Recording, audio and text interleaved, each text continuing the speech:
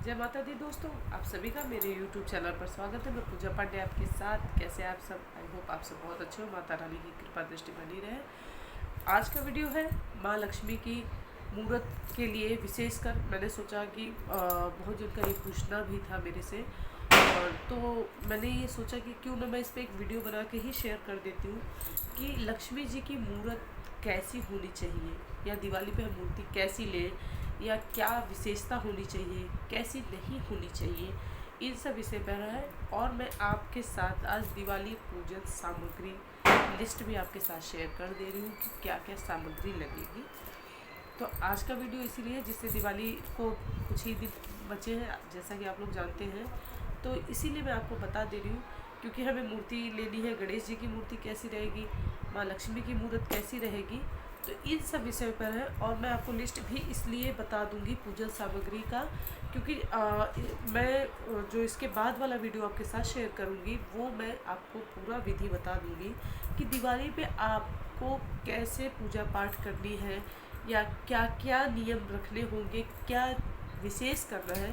तो इन सब विषय पे रहेगी, इसीलिए मैं आपको लिस्ट पहले ही आपके साथ शेयर कर दे रही हूँ। विशेष जो पूजा पाठ में सामग्री यूज़ होगी उसकी मैं आपको पहले से वीडियो बता दे रही हूँ। वीडियो में बता दे रही हूँ लिस्ट क्या क्या रहेगा, क्या क्या सामग्री रहेगी, तो वो मैं आपके साथ शेयर कर दे रही हूँ। तो लिस्ट में आपसे लास्ट में बताऊँगी कि पूजन की सामग्री क्या क्या होगी, ये तो मैं आपको अंत में बता दूँगी। तो सबसे पहले मैं ये बताऊँगी कि लक्ष्मी जी की मूर्त कैसी होनी चाहिए, कैसी मूर्त की पूजा करनी चाहिए, इन सब विषय की बात होगी। मैं आपको धीरे धीरे करके सारी वीडियो, जैसे धनतेरस पे हमें क्या क्या करना है, हर एक चीज़ की वीडियो आपके साथ मैं ज़रूर शेयर करूँगी, और उम्मीद करूँगी आपको ज़रूर पसंद आएगी। तो मैं बोल दूँ कि वीडियो पसंद आए तो प्लीज़ लाइक करिए, शेयर करिए एंड कमेंट करके ज़रूर बताइएगा। और मेरे चैनल पर नए हैं तो प्लीज़ चैनल को सब्सक्राइब करें, बेल आइकन प्रेस करें, जिससे आपको लेटेस्ट वीडियो की खबरें मिलती रहे। तो चलिए हम वीडियो को आगे बढ़ाते हैं। तो सर्वप्रथम मैं आपको बता दूं कि माँ लक्ष्मी की मूर्त कैसी होनी चाहिए। आजकल तो आर्टिफिशियल आती रहती मूर्तियाँ कि उसमें ऊपर छत्र लगा रहता है। तो लक्ष्मी गणेश जी की मूर्ति जो रहती है, अभी से सब दिवाली बनाना शुरू कर दी, तो लक्ष्मी गणेश जी की जो मूर्त होती है उसमें आप देखेंगे तो लोहे की एक कील लगा के ऊपर छत्र बनाकर लगा देते हैं, लगा देंगे और वही मार्केट में बेचना शुरू हो जाते हैं। तो सर्वप्रथम तो मैं आपको बता दूं कि पीओपी की मूर्त तो पूजनीय होती ही नहीं है। पीओपी की मूर्त की पूजा तो की ही नहीं जाती। ये मैंने गणपति भी रखा था, तभी भी मैंने आपके साथ ये बात शेयर की थी कि पीओपी हमारे यहाँ पूजनीय माना ही नहीं जाता, पीओपी की पूजा ही नहीं होती। आप देखेंगे तो अष्ट धातु की पूजा होती है, लेकिन माँ लक्ष्मी के लिए कहा गया है माँ लक्ष्मी की चांदी की मूर्त आप रख के पूजा कर सकते हैं।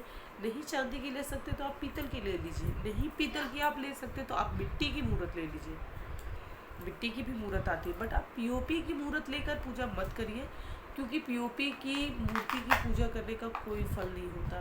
ये तो उनका धंधा है बेचने का, तो अपना बेचेंगे ही, तो वो तो मार्केट में बना के बेचेंगे ही। लेकिन हमें कैसी मूर्त अपने मंदिर में रखनी है ये हमारे ऊपर डिपेंड करता है।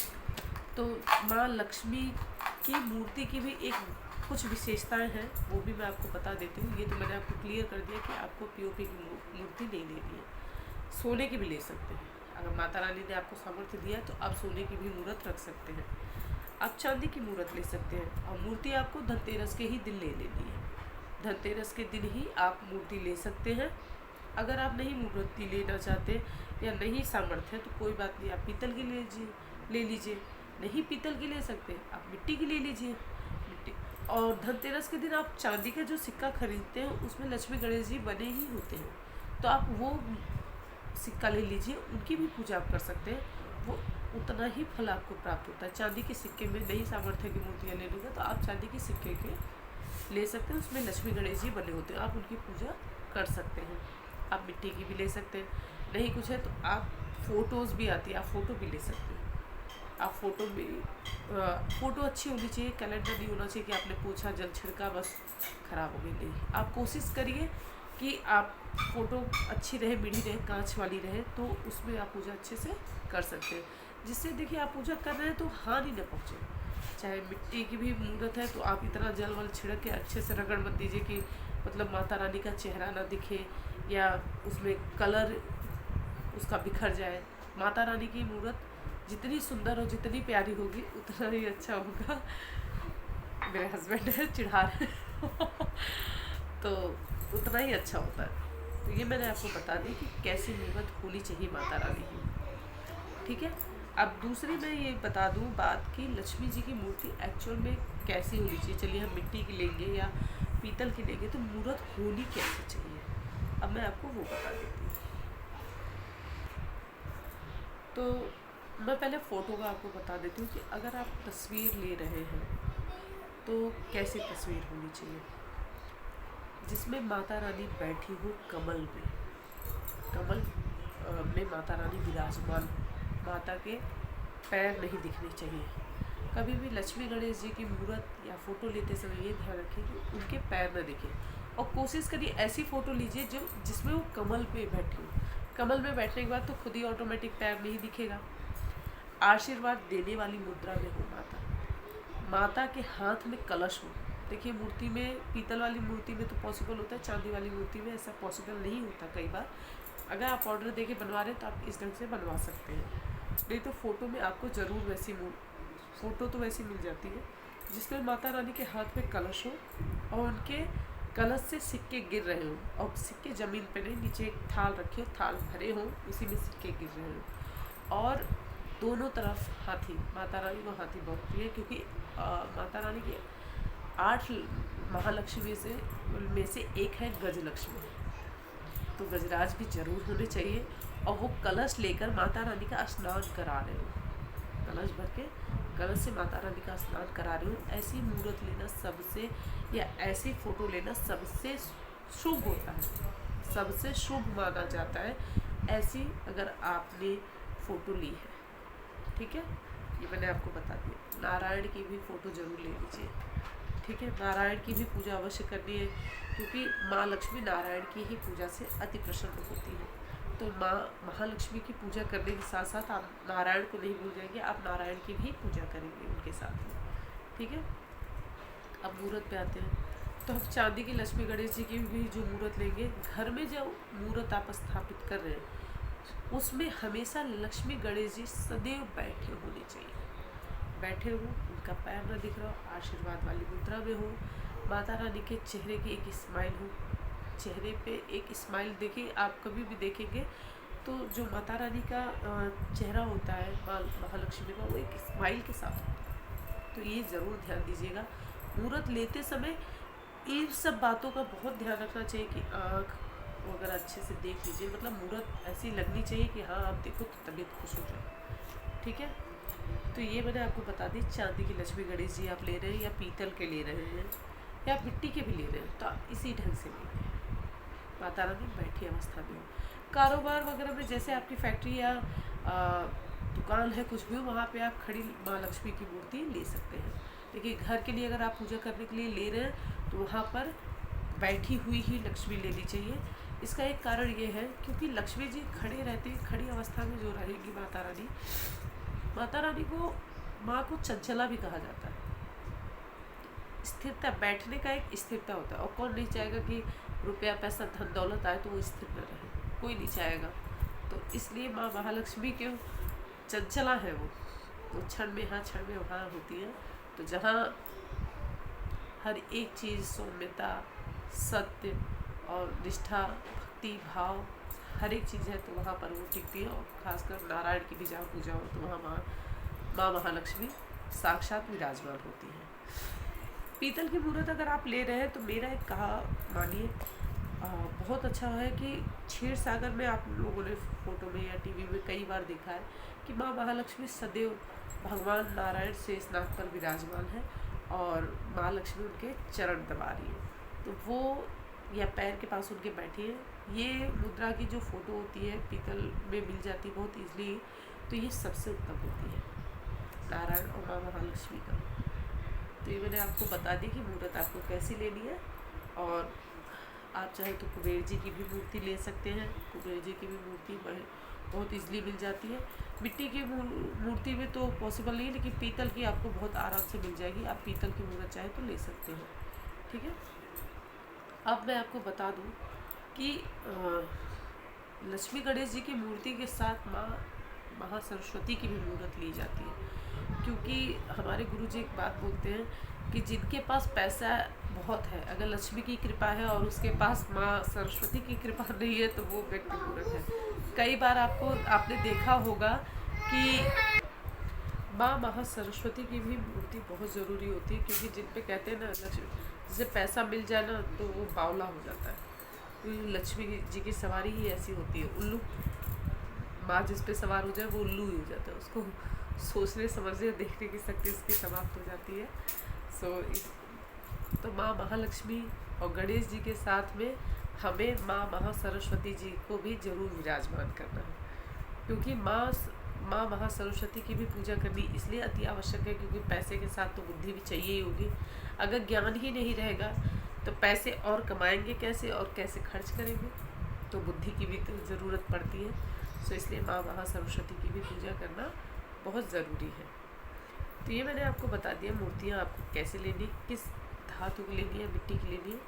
सो इस विषय में मैंने बता दिया है आपको। और दिवाली पे पूजन कैसे करना रहेगा, मैं पूजा करके दिखा पाऊँगी कि नहीं, क्योंकि मैं दिवाली की पूजा की गारंटी बिल्कुल नहीं ले सकती, क्योंकि उस दिन बहुत भाग दौड़ होती है मेरे पास।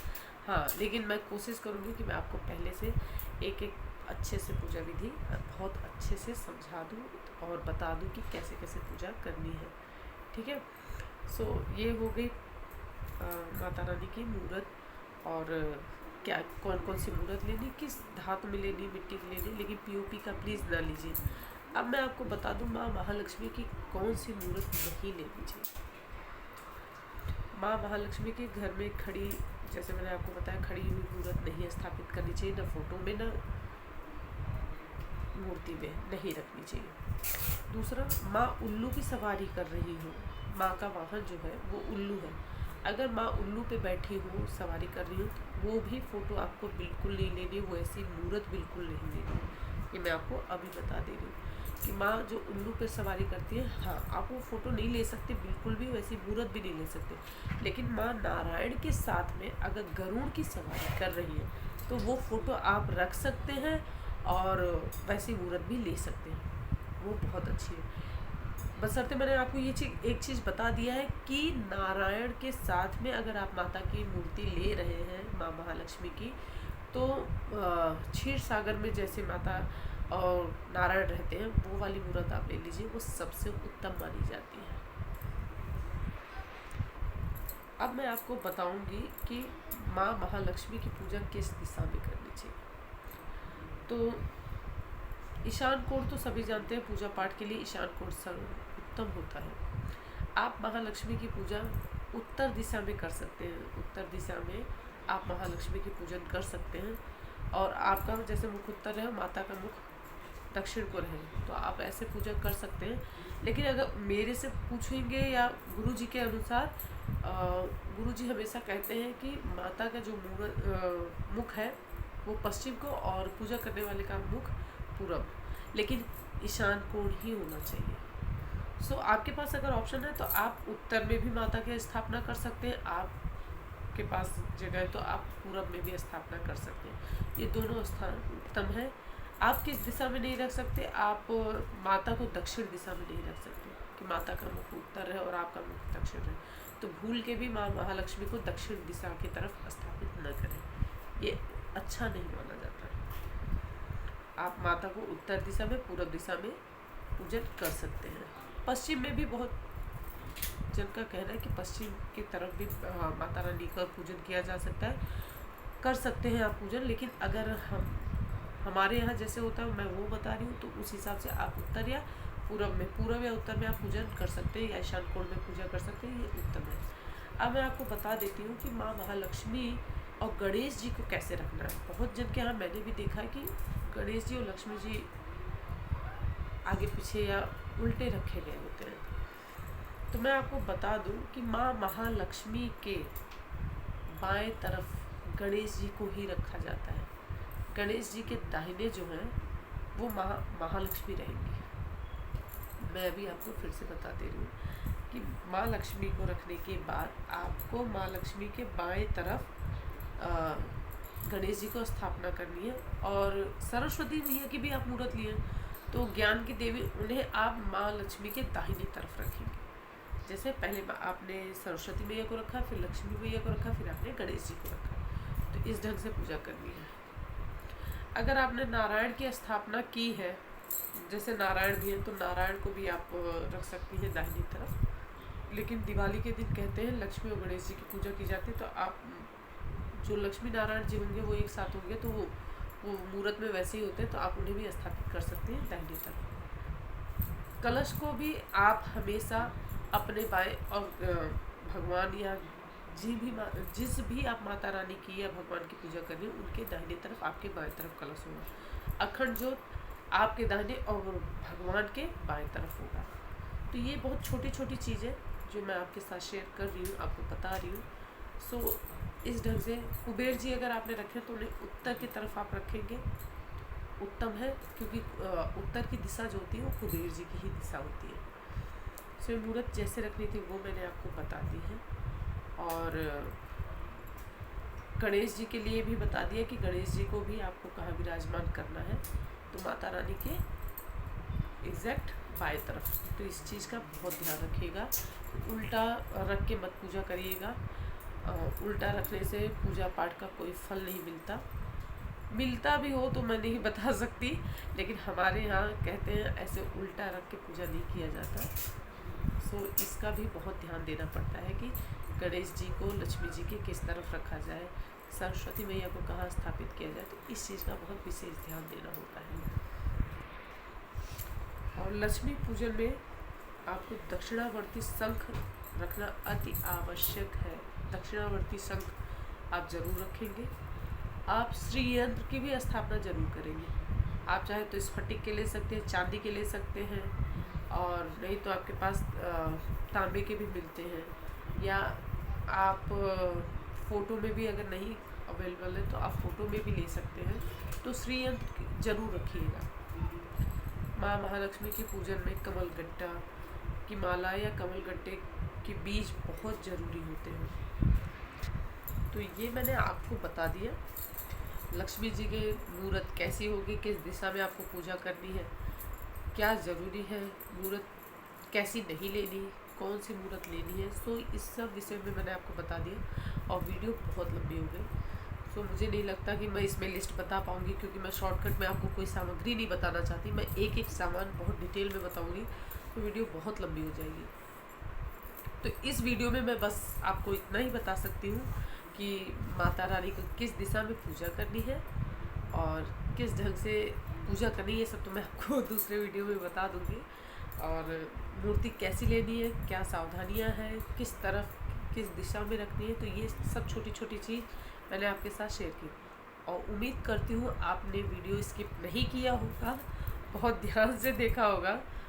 तो वीडियो पसंद आई हो तो प्लीज़ लाइक करें, शेयर करें एंड कमेंट ज़रूर करिएगा। कमेंट तो किसी का नहीं आता, लाइक तो आ भी जाता है, कमेंट तो नहीं आता। तो कोशिश करिए, कंजूसी मत करिए, कमेंट ज़रूर करिए। नहीं कुछ कमेंट में आपको लिखना पूछना तो कम से कम माता रानी के लिए लिख दीजिए जय माँ महालक्ष्मी।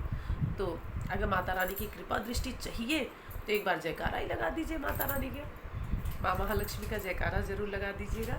तो और मेरे चैनल पर नए हैं तो सब्सक्राइब करिए, बेल आइकन को प्रेस करिए और दोस्तों के साथ शेयर करिए। कमेंट करने के लिए मैंने आपको बता ही दिया है, और लिस्ट में आपको दूसरे वीडियो में शेयर कर दूँगी। और दिवाली की पूजन विधि भी आपको बता दूँगी कि क्या क्या आपको पूजा करनी है दिवाली पे, किस ढंग से पूजा करनी है। सो वो आपके साथ शेयर कर दूँगी। तो उम्मीद करती हूँ कि आप लोग लाइक भी करेंगे, कमेंट भी करेंगे और शेयर भी करेंगे। मैं मिलती हूँ आपसे नेक्स्ट वीडियो में, तब तक के लिए जय माता दी।